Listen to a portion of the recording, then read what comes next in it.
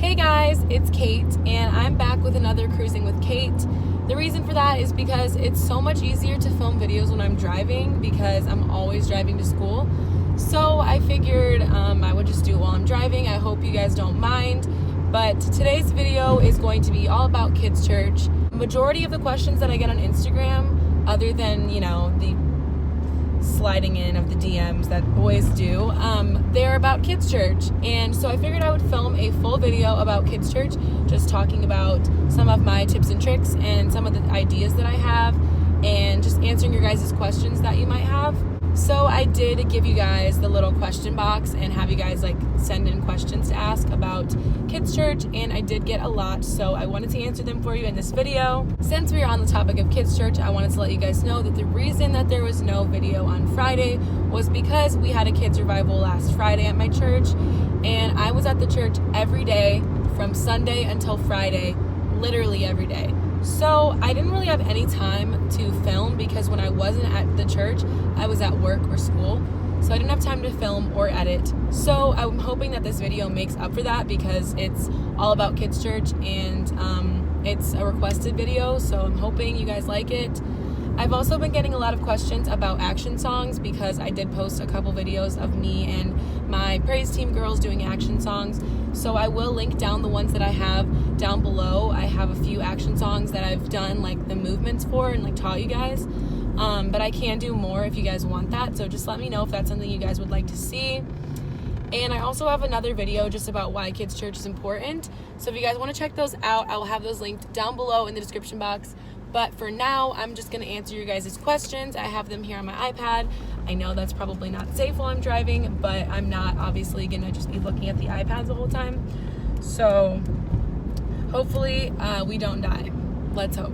Okay, so the first question that I have is, how many kids do you guys have? So as far as a consistent group that comes every time we have kids' church, I would say that number is probably 15, maybe sometimes smaller than that, but on a really good day, we'd probably have 30 kids, which doesn't seem like a lot, but for the size of our church, that's a pretty good number. And then for kids events, kids revivals, kids rallies, we run anywhere from 50 to 60, 70 kids, just depending on, outreach and all that. We're big outreach people, but I'll get into that later. So yeah, that is kind of the numbers that we run. I'm not a numbers person. I really don't think that numbers matter. I think that if you can affect one child, that matters more than affecting a huge group of kids that probably won't come back. So I'm not super focused on how many kids we have. It's kind of not a huge deal. The next one is favorite games or activities to do after kids' church. So our favorite activities that we do are just basic games. We do musical chairs. The kids love them. I know it's an old game, but the kids love it. We also do four corners. So four corners of the room, JESUS, that obviously spells Jesus. Somebody closes their eyes and counts to 10, and during that time the kids run to a corner, and the person with their eyes closed after 10 seconds says a letter, and if you're in that corner you're out, and whoever is the last one standing wins, gets a prize, gets to say that they won, whatever it may be. But those are the main games that we play. We don't really play any crazy games, and honestly we don't really play games that often because we don't usually have time. We usually have a pretty jam-packed class full of fun things, so we don't usually play games unless we have time left over. And oh my goodness, this dog in the car in front of me has a cone on his head, and it's just the cutest thing ever. Somebody said, what's an experience with a kid you've had that really impacted you? One of the experiences that I've had with a child that really impacted me was with one of the girls from my church, actually. And she has always been my baby. She's always been very close with me, and I've always kind of played favorites with her a little bit because she's just my baby. I've known her since she was 2, and she just means a lot to me. Her name's Brittany. I post a lot of photos with her on Instagram. Because I go to her church, I obviously was with her at camp as her camp counselor. I made sure that all of my girls from my church were in my dorm. Oh my gosh, this cone dog has his head sticking out the window, and it's just the cutest thing. So I just had a lot of bonding experiences with her that week.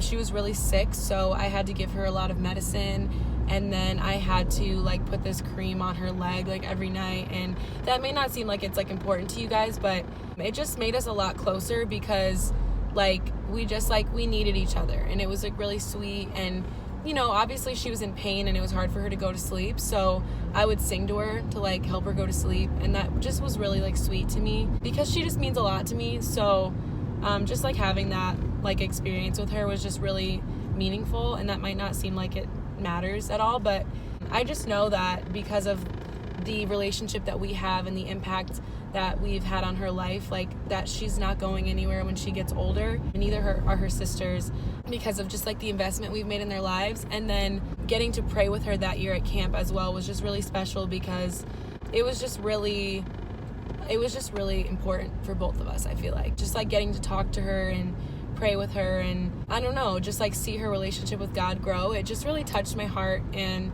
like I said, it might seem insignificant to someone else, but to me it just meant a lot. So yeah, that's that. Like, why am I like getting kind of emotional?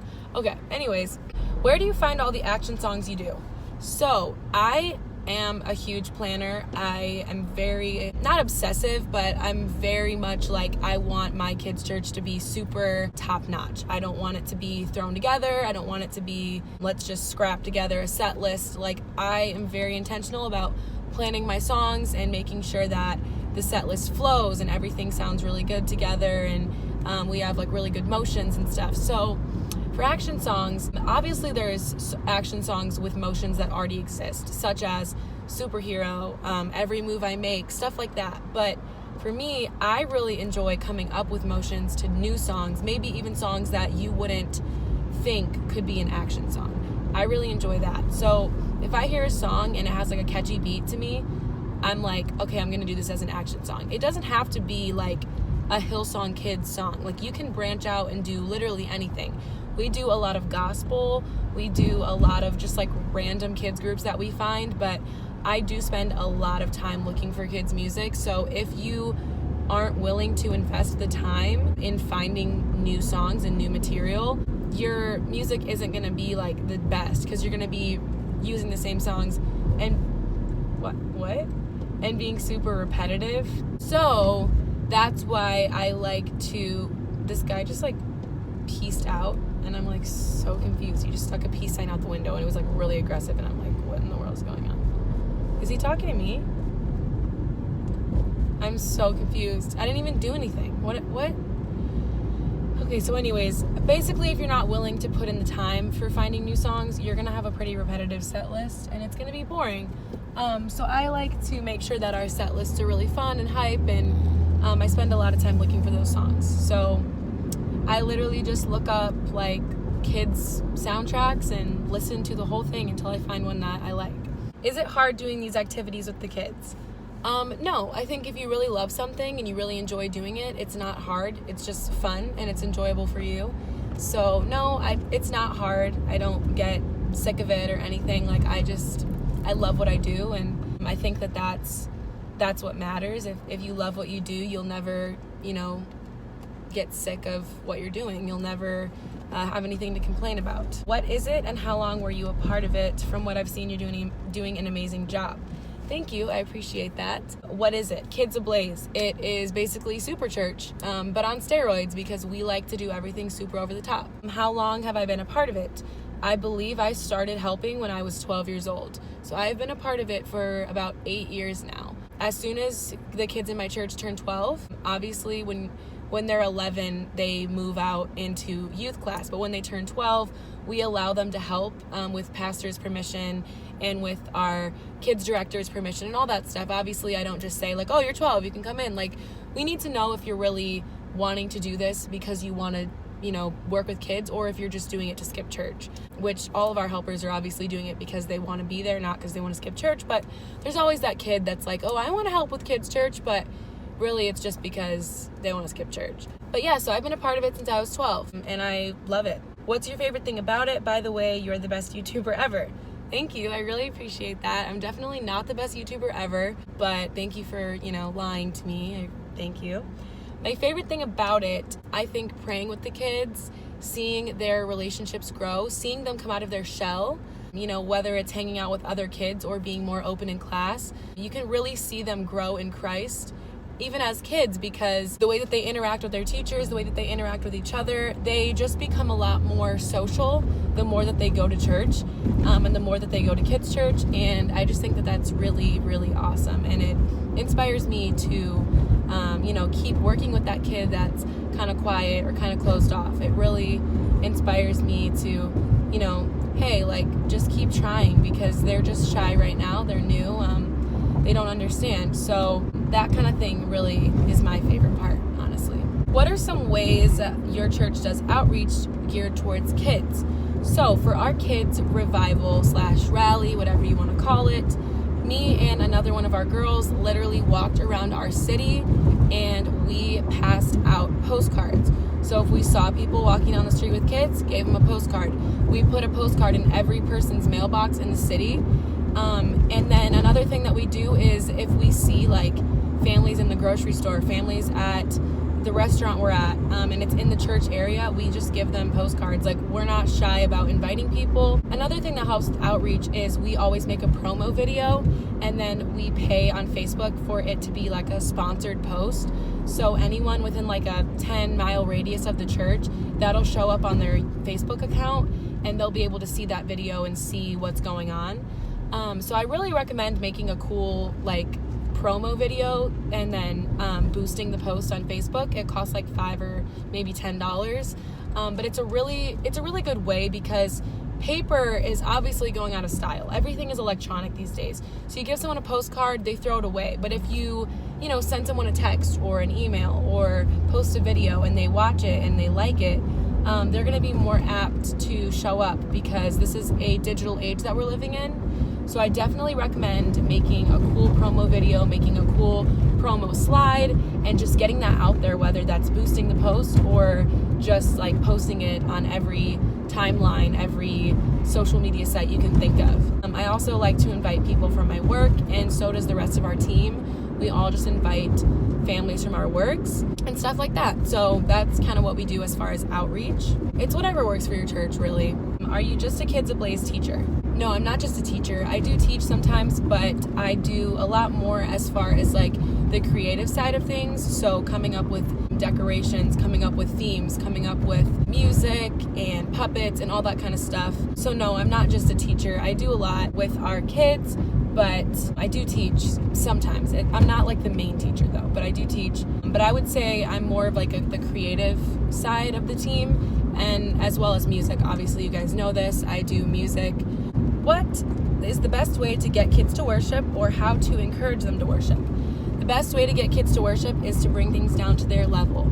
So how do we do this? We make things simple. Don't go out of your way like, well, this is our way that we can show adoration to God. Like, kids don't know what that means. They're like, what's adoration? What does that mean? Like, when you're explaining what worship is, you literally need to keep it on the most simple level. Like, do you guys love Jesus? Yes, obviously. All the kids are like, yeah. And you're like, if you love Jesus, I want you to raise up your hands and tell him you love him. And just like say it in the most simple terms. Like, if you love Jesus, let me hear you scream, or let me hear you shout. Let me hear you like say the highest praise, which is obviously hallelujah. So the kids, they know this because of repetition. So they're like, hallelujah. And getting them to worship, sometimes it can be hard, but you just have to get them into that culture of just repetitive, like, okay, we're going to lift up our hands, we're going to clap our hands, we're going to talk to Jesus, we're not just going to stand here. So after a while of, repeating those same things, the kids understand, like, okay, when the slow song comes on, I'm going to lift up my hands and I'm going to close my eyes. And the more that kids do this, the more comfortable they feel with opening up their mouths and actually talking. And wow, this lighting is literally horrible. Okay, that didn't help at all. All right, so yeah, this lighting is literally horrible. I'm so sorry. I don't know how to fix it. But anyways, I'll just keep going. Basically, I would just say, like, just keep encouraging them to worship and explain why we worship. Don't just be like, let's worship, but be like, like, remember what we learned about on Easter, how Jesus gave his life for us. And the kids are like, yeah. You're like, well, the least that we can do is be thankful and worship him and praise him and lift up our hands. And we explain to the kids, when you lift up your hands, it's a sign of surrender. So you're surrendering to God. You're telling him, I need you. I don't want to do this on my own. I need you. And when you explain things on a simple level to kids, they understand, you know, like they don't need you to have a huge explanation. They just need like a little tiny, this is why we do what we do, and they understand. They're like, okay, yeah, they're not going to question you. They're kids, you know. Youth is the ones that are kind of more, they like to question things. Someone says, do you guys do arts and crafts? We do sometimes, but not really. We definitely used to more, but we try to focus more on just getting those Bible stories and those Bible concepts in their heads with lessons and songs rather than focusing on like an arts and crafts thing. Obviously on like Mother's Day and Father's Day, we're gonna have the kids make cards or some sort of gift for their parents, but for the most part we don't really do arts and crafts. We like to keep things more on like a real church level. We like to make kids church feel like upstairs church.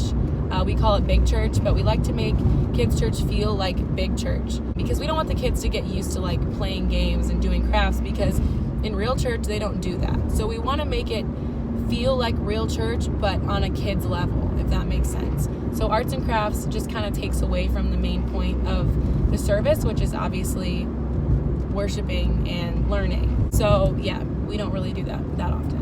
What is the kids' favorite kids' church song? The kids' favorite song is probably I Believe in Jesus by Hillsong Kids, Jesus in My Life by Hillsong Kids, or I Am Miracle by Anthony Brown, which I have a tutorial on how we do the motions for. I think I have one for I Am Miracle and Jesus in My Life. So if you guys want to check those out, I'll have those linked down below, like I said. But yeah, those are definitely the kids' favorites.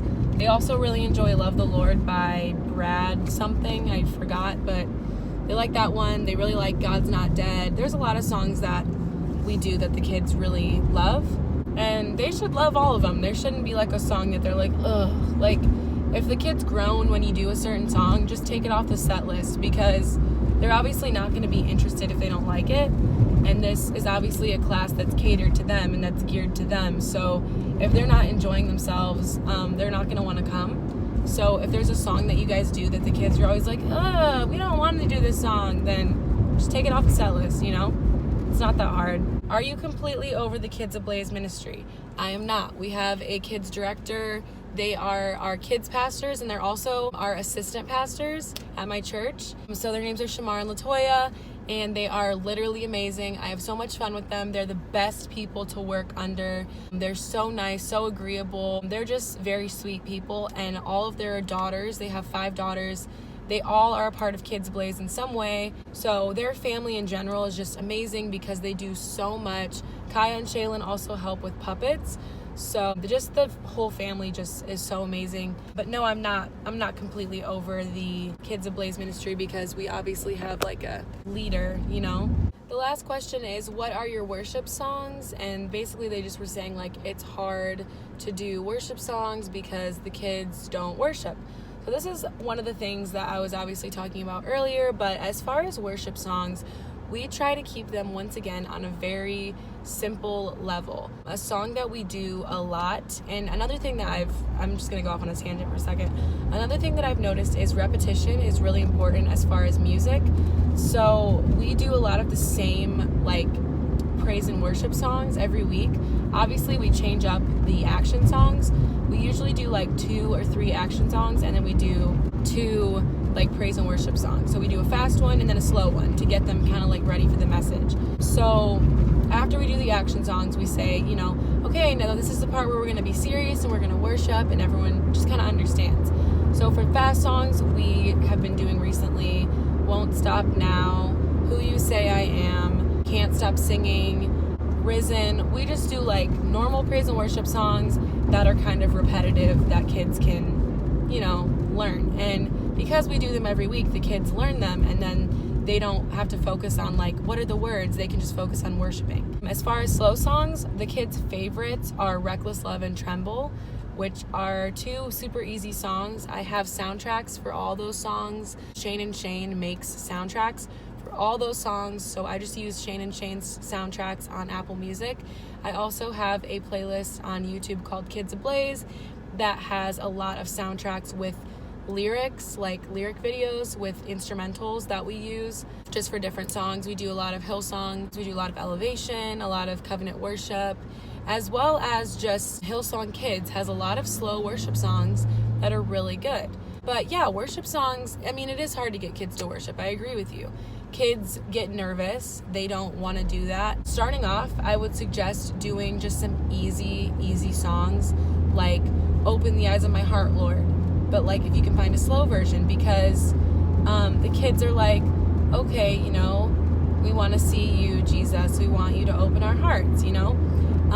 What else? Jesus at the Center. Super easy song. The kids understand it. They're like, yeah, Jesus at the center. Like they understand it and they want to worship. We do like Great Are You, Lord. The kids love that song. Let the Heavens Open. We literally don't limit ourselves to only using kid songs, and I think that's the problem sometimes, is that people want to limit themselves to kids songs, and then the kids, they just think, oh, these songs are baby songs. Like, just use normal praise and worship songs that the kids already hear in big church, and they'll sing along because they already know them. And then obviously you can put the words on the screen and stuff, but I think it's like important that the kids understand the words of the songs, because that will obviously make them, it'll kind of open up their hearts. And what I've noticed is a big song that makes the kids, not to say like we do it for this purpose, but a song that makes the kids very emotional, that they always, altar call always runs long whenever I play this song. Leave Me Astounded. The kids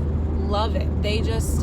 They understand for some reason what astounded means. Like they love that song, and every time we play it, they cry and they pray, and it's very sweet. So I don't really know why that song makes that emotion so evident, but that song is a worship song that really works with our kids. But it's really, like I've said multiple times, it's really whatever works with your kids. So if your kids aren't to the point yet where they're ready to worship, I would try having a complete lesson about the importance of worship. That's what we did, and I've noticed it definitely helped a lot, because the kids understood like why we're worshiping. Because if you don't explain to them why they're lifting up their hands, or why they're, you know, talking to God, because they obviously can't see him, if they don't understand why they're doing what they're doing, they're not going to do it. So if you explain to them, like, you know, this is why we worship and this is why it's important, they're going to be like, oh, okay. And then they're going to want to do it because they understand. But without understanding, no one's going to do something. Like, you can't expect someone who doesn't understand a language just to understand what you're saying when you speak it. And when we speak to kids about church things, it's a foreign language sometimes. They don't understand because they aren't adults. They don't have that maturity level, and they're not like us. They haven't been in youth class. They haven't been, you know, in big church listening. Some of them listen, but most of them don't. They just sit there and talk to their friends. So we have to really put things on a very dumbed down level for them to understand. Not to say, you know, act like the kids are dumb, because that's obviously disrespectful, but just dumb it down to the point that you might think like, oh, this lesson is just so simple. Well, simple might be what your kids need to understand. So really explain to them what worship is about, and really just kind of try to prick their hearts a little bit, not to be like, don't like manipulate them. I've heard people saying like, oh, well, I kind of say this to like manipulate the crowd. Don't do that. But just explain to them, you know, we're not worshiping for ourselves. We're worshiping because Jesus gave his life for us. Do you understand like how difficult that had to be? And the kids are like, wow, that really had to be difficult. And then they want to worship because they just feel so thankful. And that's how adults are too. When you really bring up what Jesus did for us, it really opens up their hearts and it opens up their minds, and they realize this isn't about me. This is about worshiping the King. So those are my tips for worship songs and all that kind of stuff.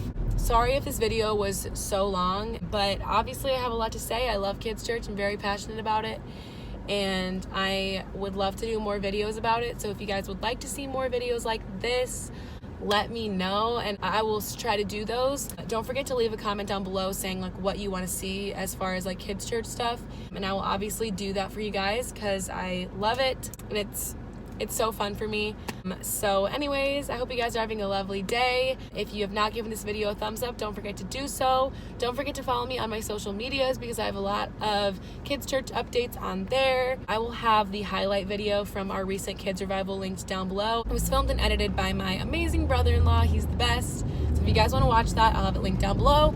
And I will see you guys in my next one. Bye guys.